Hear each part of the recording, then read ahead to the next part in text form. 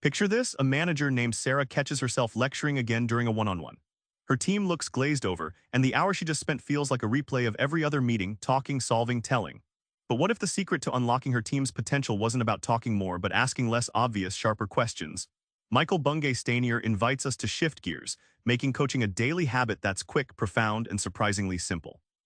So what's the first question that cracks this code?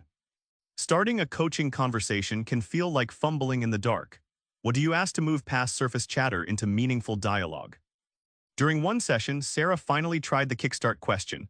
What's on your mind? Her team member Dave stopped mid-scroll, then launched into a real issue he'd been avoiding. Suddenly, the floodgates opened, and problems they'd skimmed over in previous meetings came front and center, without Sarah pushing a single agenda. Think of the kickstart question as a sharp tool slicing through the fog of small talk and avoidance. Like a lighthouse piercing the haze, it instantly directs attention to what matters most, creating space for genuine insights instead of rehearsed updates or filtered complaints. When Sarah made this question her go-to opener, coaching became less about her fixing things and more about her team owning the solutions. A subtle shift in habit saved hours of rework and frustration, showing that sometimes, asking simply sets off a chain reaction of breakthroughs. Ever feel like you're working overtime just to fix others' problems? The lazy question flips the script to your advantage and theirs. Jake, a team lead in Toronto, had a habit of diving into every problem his reports threw at him. One day, after 3 back-to-back hours of firefighting, he felt drained.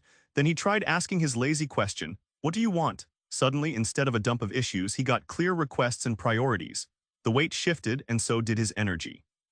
The lazy question acts like a fine sieve, letting through only what really needs your input while filtering out noise.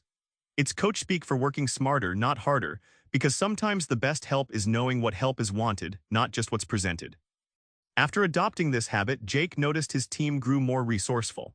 By asking, "What do you want?" he invited clarity and ownership.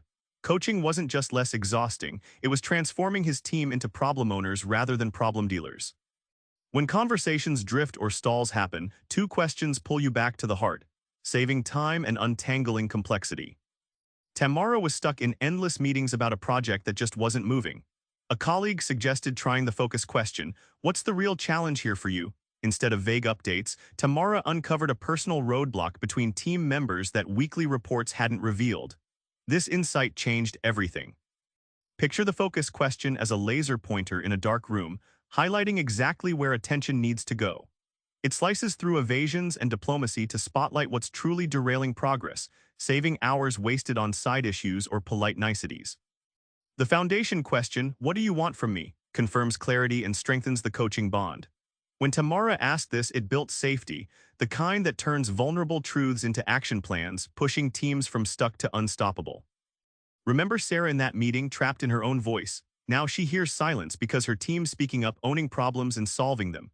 The coaching habit teaches that coaching isn't a rare event, it's the quiet art of ever smarter questions.